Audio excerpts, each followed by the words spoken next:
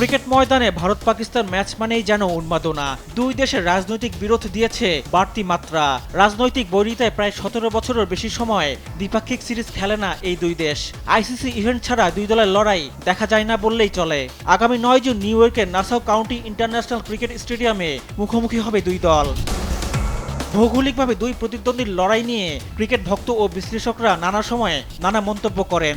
জমজমট এই ম্যাচকে এবার যুক্তরাষ্ট্রের সুপার বোল ম্যাচের সঙ্গে তুলনা করেছেন পাকিস্তানের টি-20 বিশ্বকাপ জয়ী সাবেক ক্রিকেটার শহীদ আফ্রিদি।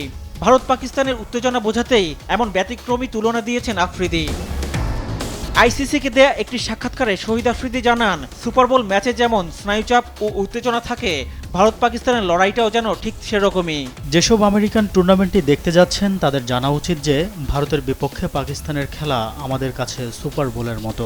আমি সত্যিকার অর্থে ভারতে গিয়ে খেলতে পছন্দ করতাম।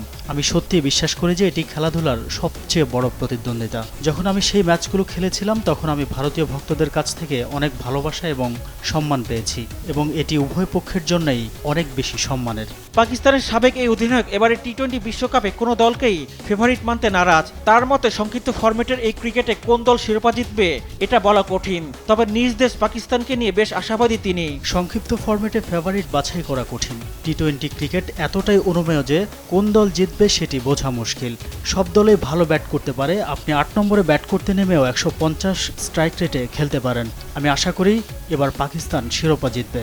বিশ্বকাপে ভারত পাকিস্তানের লড়াই একক আধিপত্য ভারতের। এখন পর্যন্ত ভারতের বিপক্ষে মাত্র একবারই জিততে পেরেছে পাকিস্তান। রিফাত আঞ্জুম, দেশ টিভি, স্পোর্টস ডেস্ক।